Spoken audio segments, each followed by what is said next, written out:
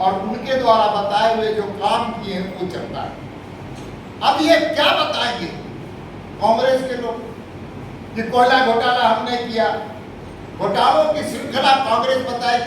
लालू यादव क्या बताएंगे कि हमारे कार्यकाल में इतने घोटाले हुए, हम सजा याफ्ता।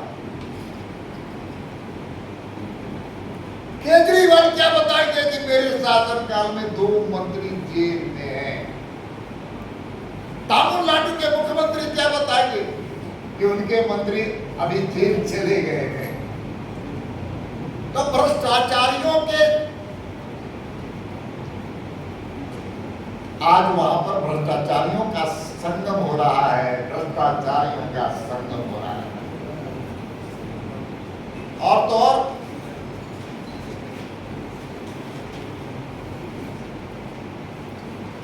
दुर्भाग्य है कि इनके पास कोई मुद्दे नहीं है। मुद्दे विहीन राजनीतिक सम्मेलन हो रहे हैं वहां, सम्मेलन।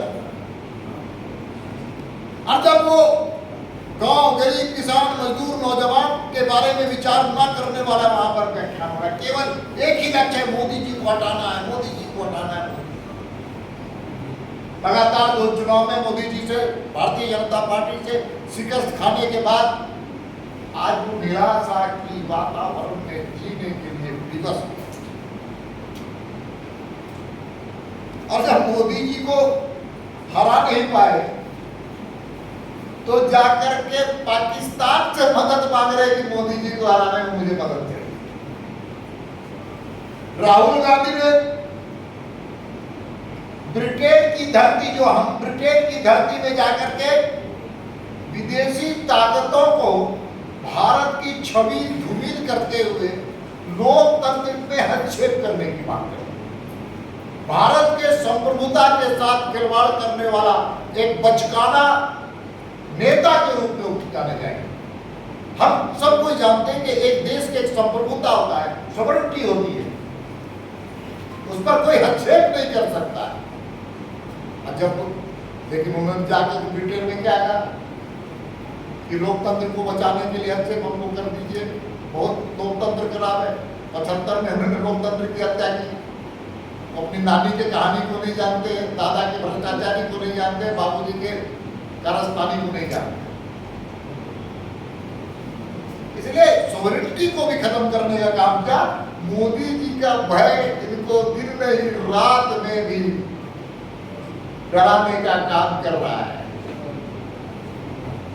क्योंकि मोदी जी की लोकप्रियता केवल भारतवर्ष में नहीं बल्कि दुनिया में। अमेरिका के राष्ट्रपति भी उनको रेड कार्पेट से स्वागत कर रहे हैं, जबकि कांग्रेस के कार्यकाल में प्रधानमंत्री को समय नहीं मिलता था, समय नहीं मिलता। इसका मतलब है कि भाजपा को मिले 302 सीटों में से 255 सीटों पर कोई मुकाबला था ही नहीं। अगर अकेले लड़ भी जाए तो भी भारतीय जनता पार्टी को कोई असर नहीं पड़ेगा, क्योंकि हम तैयार हैं पूरी मुस्तैदी से देश की जनता के जन समर्थन के कारण। आप उन पत्रकारों से पूछेगा कल का कार्यक्रम इतिहास था, भीषण गर्मी के बावजूद बहुत अच्छी सफल सभा हुई। इसलिए अगर वो गलत बोलते हैं तो वरिष्ठ पत्रकार, लोकतंत्र का प्रहरी समझता है ये झूठ बोलने वाली मशीन के प्रवक्ता है। इसलिए और दूसरी बात, झारखंड के संदर्भ में भारतीय जनता पार्टी को चुनौती कोई नहीं दे सकता, क्योंकि 3.5 करोड़ जनता का जन समर्थन अपार है।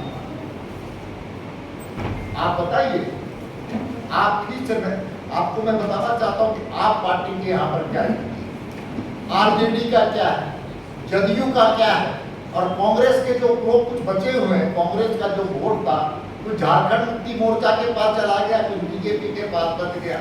अब तो कांग्रेस खाली डब्बा, खाली टोकन हो गई है झारखंड। इसलिए जो हम 12 सीट जीते थे, इस बार 14 सीट, पिछले बार भी तो चुनाव, अब आपको बताते हैं यूपी में कांग्रेस और अखिलेश यादव मिलकर लड़े थे कि नहीं लड़े थे? हर प्रदेशों में लोग मिलकर के साझा उम्मीदवार खड़ा करने का काम किया, तब भी हम नहीं करते। इसलिए सुप्रियो भट्टाचार्य पर मैं टिप्पणी नहीं करना चाहता हूं, मैं नहीं कहना चाहता हूं, सच और झूठ 2024 के चुनाव में उनको पता चला। आपका प्रेस कॉन्फ्रेंस करके कांग्रेस और आरजेडी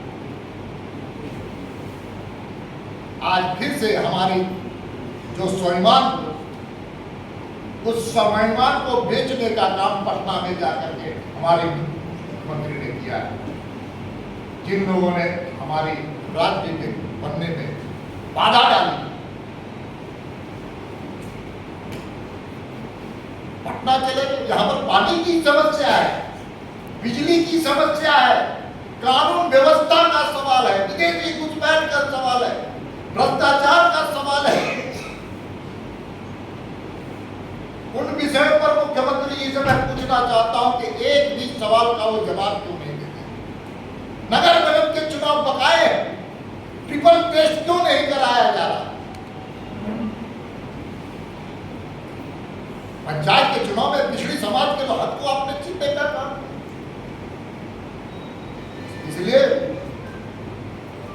हमारे मुख्यमंत्री जी पर झारखंड की जनता पूरी तरह आ रही है। झारखंड की जनता आज मुख्यमंत्री जी से पूछना चाहती है कि आप वैसे लोगों के संगत में लगातार फंसते जा रहे हैं और संगत से गुनाह है, संगत से गुंजात। आप जैसे लोगों के साथ रहेंगे वैसा ही आपका चेहरा, चरित्र और चाल बनेगा। इसलिए मुख्यमंत्री जी लगातार 3.5 साल की सरकार में भ्रष्टाचार के बड़े इतिहास रचने का काम, क्योंकि उनके साथ कांग्रेस है, आरजेडी है,